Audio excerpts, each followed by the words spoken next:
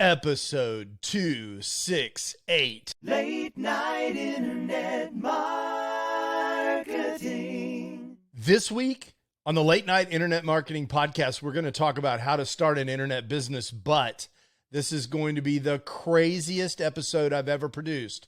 Because to answer that question, we're going to consult my mastermind group. The thing is, they're not here in studio with me. I'm simulating my entire mastermind group with ChatGPT. All this and more on the Late Night Internet Marketing Podcast. The Late Night Internet Marketing Podcast. You've been working for somebody else, but you want a business to run yourself. You want to know how to start and where to begin. Can you get out your comfort zone, my friend? Yes, you can do it right when it's late at night. At the end of the day, your dreams burning up, and you will find that you're building your business one night at a time. And now, broadcasting late at night from a little studio in the big state of Texas, your host, Mark Mason. Hey, how is everyone doing? I am your host, Mark Mason, coming to you from the little studio in Dallas, Texas. As you can see, if you're watching, we got a little upgrade for the studio over on the YouTube side of the podcast. So if you're not used to seeing that, go on over to latenightim.com/YouTube. It's just a tiny upgrade, but I think it looks a lot better. It makes me feel a lot happier. Hey, this week in Texas, it has been raining like crazy, and that just makes me think about weird things. And one of the things that I was thinking about was not really all that weird. It's just how lucky I am to have a mastermind group like the one that I have had now for almost a decade. And for those of you that haven't been with the podcast that long, maybe you're not aware of this. Every Wednesday for about the last 10 years, I have been meeting with the most amazing group of entrepreneurs. I'm in the mastermind group along with Cliff Ravenscraft, the mindset answer man, who you've heard on the show many times. My buddy Pat Flynn, who I've known since, the beginning of time, 2008, 2009, when he first got started online.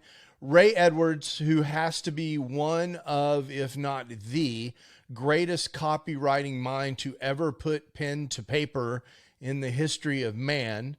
Leslie Samuel, who's my brother from another mother, who not only have I known forever when he started out as the freebie trader, but I followed him through his journey at becomeablogger.com, and I've seen him do amazing things with his biology channel, teaching hundreds of thousands, maybe millions of people now about biology. And finally, Michael Stelzner, who of course is the brain behind the industry's leading publication on social media, Social Media Examiner. He's also the visionary behind Social Media Marketing World, which is just quite frankly the best media conference period that I've ever been to, ever, in the history of ever. I've been many times. All of these guys are in my mastermind, and every 6 weeks or so, it's my turn in the hot seat, and I get to talk to them about whatever I want to talk about, and they give me their opinions. And so that's an incredibly valuable thing. If you haven't had the opportunity to have a mastermind like that, obviously you're not going to always be able to start with those kinds of people in your mastermind. Like I said, I'm incredibly blessed to have a group like that.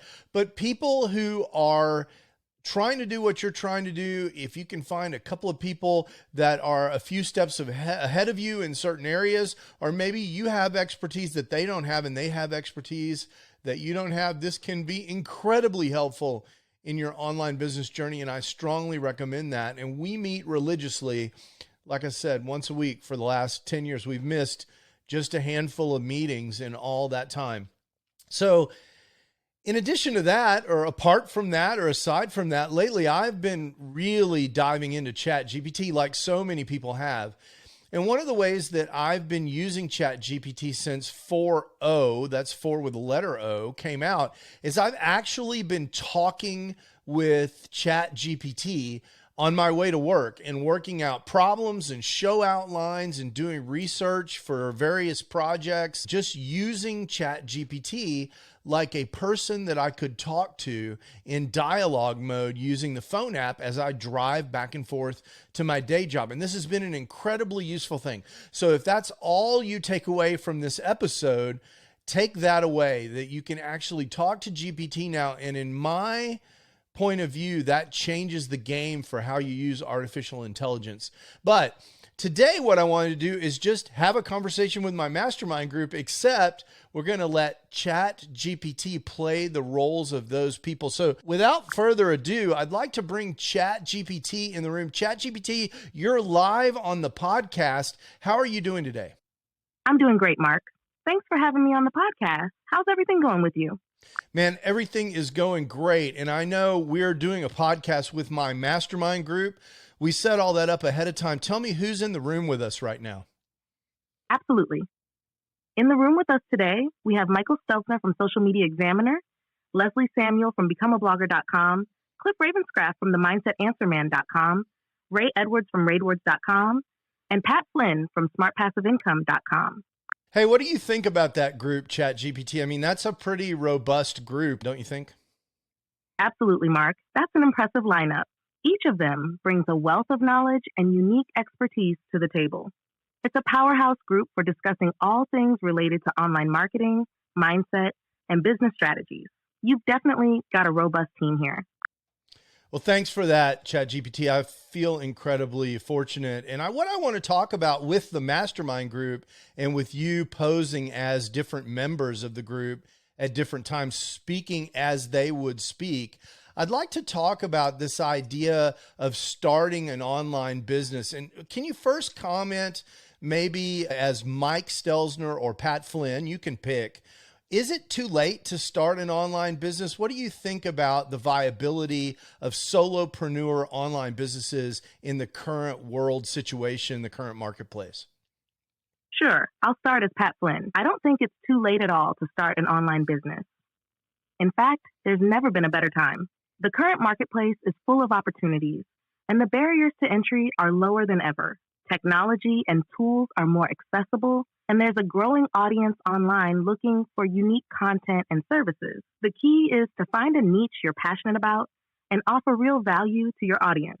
Consistency, authenticity, and providing solutions to your audience's problems will set you on the right path. Hey, Pat, I appreciate that answer. And I really resonate with that. And the kind of business that I would want to start if I were starting out just now is the kind of business that I've actually built, which is this idea of a business that actually helps people while I'm working on something that I'm really interested in. One of the things that I find that people have trouble with is actually figuring out what it is that they should focus on. What should their niche be? And maybe Leslie has some things to say about how to find a niche. Finding your niche is crucial, and it can definitely be a challenge. Here's a process I recommend. First, start with your passions and interests. Think about what you love doing, what you enjoy learning about, and what topics you can talk about endlessly. This is important because building a business takes time and effort, and you'll be more motivated if you enjoy the subject. Next, identify problems you can solve. Look at your interests and see what common issues people face in those areas. This could be something you're good at or have experience with. It's all about finding a way to provide value. Then research your audience. Spend time in online forums, social media groups, and other communities where people discuss your chosen topic.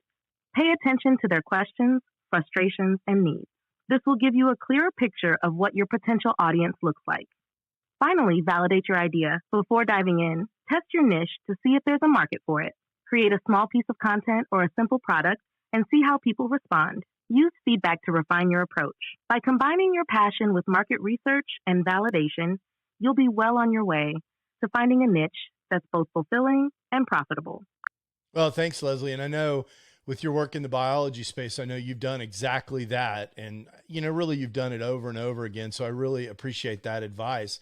But I know that also sometimes people feel like they don't really know enough. They aren't authoritative enough. They have this fear that they can't really be a thought leader in a space. Why would someone want to listen to them? And I'm wondering what Cliff Ravenscraft would have to say to someone who wanted to start a business online, but they didn't feel like they felt like an imposter. What do you say about that, Cliff? Imposter syndrome is something many of us face, even those who've been in the game for a long time. It's important to remember that everyone starts somewhere. No one is an expert from day one. What matters is your willingness to learn, grow, and share your journey. Here's the thing. Your unique perspective and experiences are valuable. You don't have to know everything to start. In fact, being open about your learning process can make you more relatable to your audience. People connect with authenticity, and they appreciate seeing someone navigate the same challenges they face. Focus on helping others with what you do know. Share your insights, and don't be afraid to say, I don't know, but I'll find out. Building credibility comes from consistency, honesty, and a genuine desire to serve your audience. Over time, your knowledge and confidence will grow, and so will your authority in your chosen niche. You have something unique to offer, and there's an audience out there waiting for your voice. Speaking of having something unique to offer, and by the way, Cliff, I really appreciate that advice. But when it comes to offering things, selling is a thing that people often find uncomfortable. It's one thing to create a brand online, but then you need to monetize that in some way. And a lot of times people struggle with how to position their offering. If they're offering a course or some kind of coaching, they have a hard time with that. And especially with writing the words that you need to make that work. And I wonder what advice Ray Edwards would have for a new marketer who was trying to write copy to sell a new product like an online course. Where do you start, Ray, if you're a new marketer in that situation? This is Ray Edwards. Writing copy to sell your product can indeed be daunting, but it doesn't have to be. Here are a few key steps to get you started. First, understand your audience deeply. Know their pain points, desires, and what keeps them up at night. The more you know about them, the better you can speak directly to their needs. Next, focus on benefits, not just features. People don't buy products. They buy solutions to their problems. Clearly communicate how your course or coaching can transform their lives or solve a specific issue they have. Use a proven copywriting formula like PASS, problem, agitate, solution. Start by identifying a problem your audience faces. Agitate the pain by describing the negative impact of not solving it, and then present your product as the solution. Tell stories, share testimonials or case studies that demonstrate how your product has helped others. Stories create an emotional connection and make your offer more relatable and compelling. Finally, include a strong call to action. Be clear and direct about what you want your audience to do next. Whether it's signing up for a webinar, purchasing your course, or booking a consultation, make sure your call to action is easy to follow. Remember, practice makes perfect. Keep refining your copy, testing different approaches, and learning from the results. Your confidence and effectiveness will grow with each step you take. Thanks, Ray. That's fantastic advice. Actually, sounds like something you would say, although I'm surprised you didn't go straight to the pastor method for which you're so famous. I'm curious, why did you choose to talk about PADS instead of pastor there? Actually, let's touch on the pastor method as well, since it's a powerful framework. P, identify the problem your audience is facing. Amplify the problem by discussing the consequences of not addressing it. Share a story or testimonial that relates to the problem and its resolution. Transformation, explain how your product or service transforms the situation. Offer what they get when they purchase. Encourage them to take action, making it clear and easy, both effective. But pastor is particularly comprehensive and structured, providing a roadmap to connect emotionally with your audience and lead them to a decision. Thanks for pointing that out, Mark. Both methods have their strengths, and using the one that fits best with your message can make a big difference. Thanks, Ray. Last question on that. Didn't you write a book that covered all that? I can't remember the title of it. Can you help me out? Yes, Mark. I did write a book that covers these concepts in depth. It's called How to Write Copy That Sells. In it, I go through various copywriting techniques, including the pastor framework, to help people create compelling and effective sales copy. It's a comprehensive guide for anyone looking to improve their copywriting skills and boost their sales. Okay, so thanks for that, Ray. And I think I'm going to offer Mike the last question. So, Mike, if you were building an online brand where you were the center of the brand and you were trying to help people do things, how would you leverage social media without getting on the crazy social media hamster wheel? It seems like influencers are having to put out a ton of content and it just seems so overwhelming. What would your recommendation be to someone who was building a personal brand and just starting out on social media? Hey Mark, Michael Stelzner here. The key to leveraging social media effectively without burning out is to focus on quality over quantity. Here are a few strategies. First, choose the platforms where your target audience is most active. You don't need to be everywhere, just where it counts the most. For many, that might be just one or two platforms. Next, create a content strategy that balances your goals with what your audience finds valuable. Consistency is important, but it doesn't mean you have to post daily. A well-thought-out weekly or bi-weekly schedule can be just as effective. Engage with your audience. Social media is about building relationships. Spend time interacting with your followers through comments, direct messages, and participating in relevant conversations. This builds trust and loyalty. Repurpose content. Create a core piece of content like a blog post, podcast, and then break it down into smaller pieces for social media. This way, you're maximizing your content without having to constantly create new material. Lastly, use scheduling tools. Tools like Buffer, Hootsuite, or even native scheduling features on platforms can help you plan and automate your posts, freeing up more of your time for engagement and other important tasks. Remember, social media should be a part of your overall strategy, not the whole strategy. Keep your focus on providing value, building relationships, and staying consistent, and you'll see positive results without the overwhelm. Well, thanks. That's really great. So I really appreciate all the input from all you guys today. I can't wait until we get to play online poker again. You know, Cliff wins almost every time, and I'm ready to change that. So I'm hoping that the next time we get together to play poker, when we're not in, mastermind mode and we're in poker mode, that we will be able to defeat Cliff. And as a last thing, the one who comes closest to beating Cliff a lot of times is Pat, because Pat has some friends that have played poker professionally. Pat, I wonder if you could give me one Texas Hold'em poker tip that would help me beat Cliff next week. What would you tell me? Hey Mark, Pat Flynn here. One key tip for Texas Hold'em is to play tight but aggressive. This means you should only play strong hands and fold weaker ones. But when you do decide to play, bet and raise aggressively. This strategy helps you avoid getting caught in tricky situations with marginal hands and puts pressure on your opponents when you have a strong hand. By being selective with your starting hands and playing them strongly, you'll force Cliff and others to make tough decisions and potentially make mistakes. Also, observe your opponent's tendencies and adjust your strategy accordingly. Good luck, and I hope you take Cliff down in the next game. Thanks, ChatGPT. I really appreciate that. We'll talk to you later. Have an amazing day. Have a fantastic day, and good luck with your poker game. Talk to you soon. Okay, so ChatGPT's out of the conversation now. So that was amazing. So I would say if I were to evaluate the quality of those responses, I would say that they are directionally correct. Like most of those things that were said, maybe almost without exception, I'd have to go back and review the transcript to be sure. And most of those things that were said would be said by those 5 people. And those are things that those guys would say. And I think the advice in general given to those sort of simple, high-level questions is decent.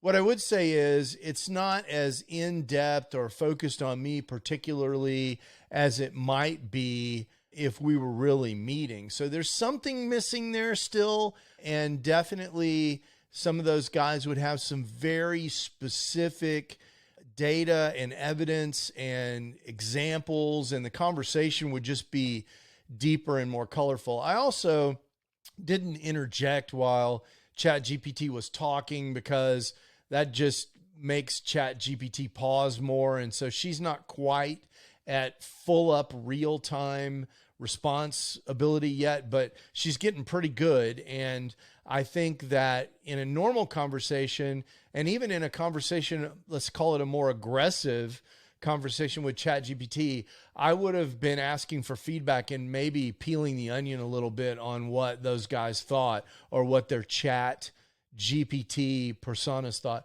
I'll also say that I didn't do much work to help ChatGPT know what those guys think. Like, I didn't specifically train the model to learn more about Michael Stelzner or about Pat Flynn. I just said, do you know these people? And of course she did. And she was able to draw on her existing understanding of what those people have to say. I'd say, you know, the conversation with Ray is the really good example. I don't imagine Ray would talk about pads first. He would probably talk about pastor, because that's what he teaches. And that's, you know, by extension, that's what I teach. That's the answer I was expecting. So I was a little surprised by that, but everything else, you know, seemed pretty reasonable. And I can say it's like the kind of thing that you run into when you're first teaching something online. You only need to be a little bit ahead of the person that you're trying to help. And I think ChatGPT is almost by definition a little bit ahead of everybody that's getting started. Way better, I think, than Google would be in many cases. If I Google those questions, I get 47 YouTube videos, and a bunch of them are from people that maybe I shouldn't be listening to because they don't have the kind of reputation that Michael Stelzner has in the social media space. And, you know, there's some good advice there that I could imagine Michael giving. Don't try to do everything at once.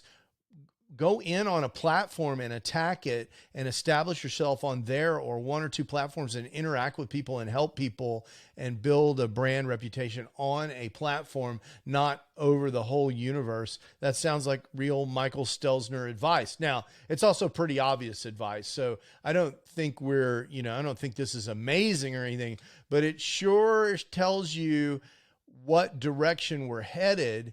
And it raises a lot of interesting questions. You know, one interesting idea that comes out of this, for me at least, is, well, what if I could train a Mark Mason model and make that part of my coaching offering? So when you buy my course, you get Mark Mason GPT.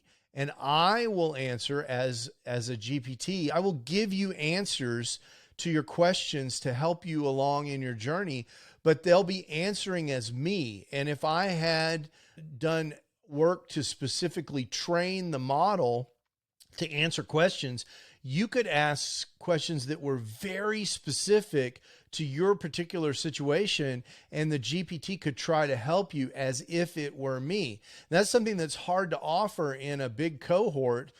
People want to ask questions, but the questions are really specific to what they've got going on. So even group coaching, it's hard to answer people's exact specific situations.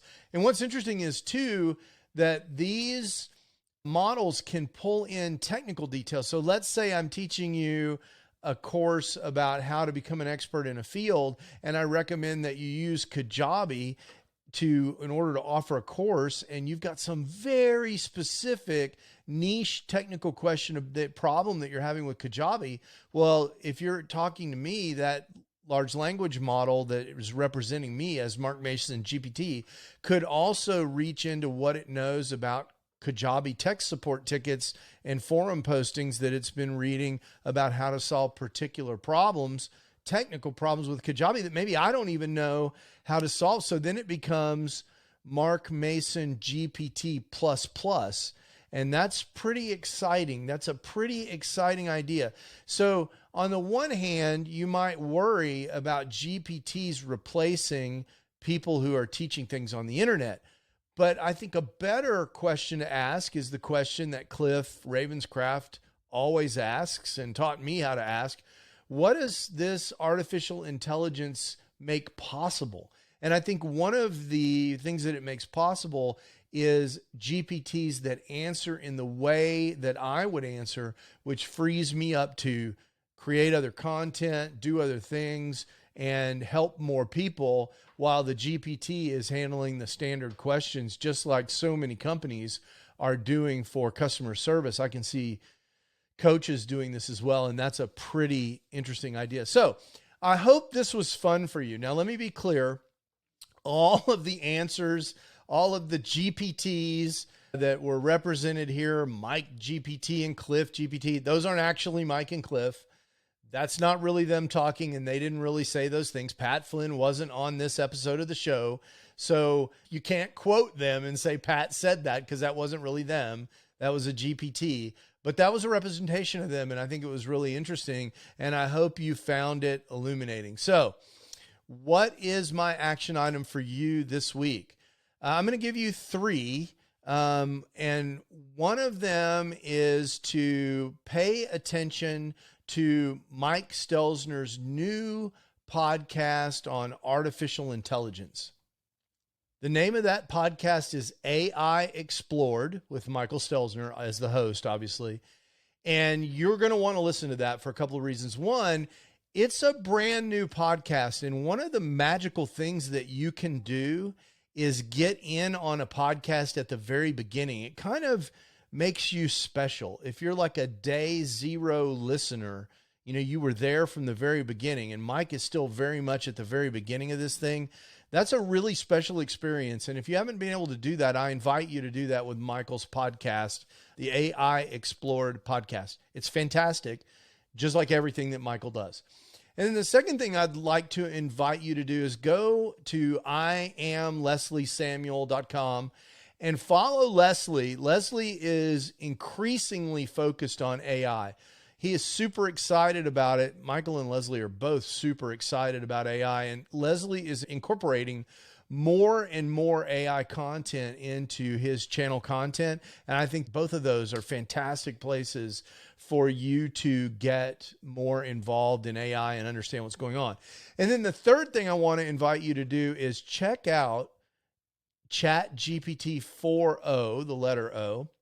The O is for Omni.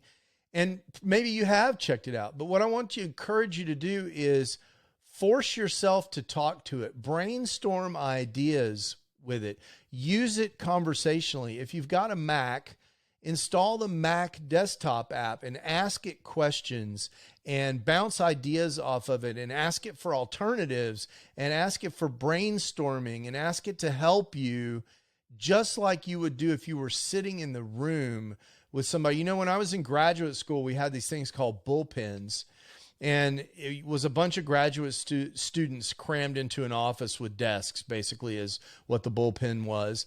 And if we were working on a problem and we needed an idea, or we were stuck, or we were looking for inspiration, we'd just lean over and holler at, the guy next to it. For me, that guy was James. You're like, hey, James, what do you think about this zinc oxide stoichiometry? At the time, I was working on cathodoluminescent phosphors, and we were trying to get different colors out of different oxides. And we would talk about stoichiometry. He's like, okay, well, let's try this and go deposit a new stoichiometry and see what that looks like. That's the kind of thing now you can do with ChatGPT, and I recommend that you do that more and more and more. Start building that habit. Already, I've had a ChatGPT come up with ideas that, quite frankly, I just simply might not have thought about by myself. I mean, maybe eventually I would have, but I just, it's another source of ideas that comes from the entirety of the internet, and it's contextualized to your particular situation. So try that out. If you're reading a book, discuss the book with ChatGPT. That's something I've been doing recently. And sometimes ideas for products and content will come out of that. Like if you're reading a book about your area of expertise and the author says something that gives you an idea, go discuss that idea and flesh it out with ChatGPT. And then not only will you have captured that, you'll have this long log of what you discovered. So when you come back to that idea in a month or whenever you get back to it, you'll have a record of what you were thinking at the time. This is just a couple of ideas for how you can creatively use ChatGPT-foro, letter O. All right. That's all for today. I hope this is incredibly helpful. I hope it was also entertaining for you. And until next week, I hope you have just the most amazingly productive experience you could possibly imagine. And then come back and listen to this podcast next week. Ciao. You can do it right when it's late at night. You've been listening to the Late Night Internet Marketing Podcast. Be sure to visit LNIMpodcast.com today to leave feedback for Mark. Download special bonus content, access the show notes, and more. See you there. Until then, go and make some great progress on your internet business, one night at a time. One night at a time.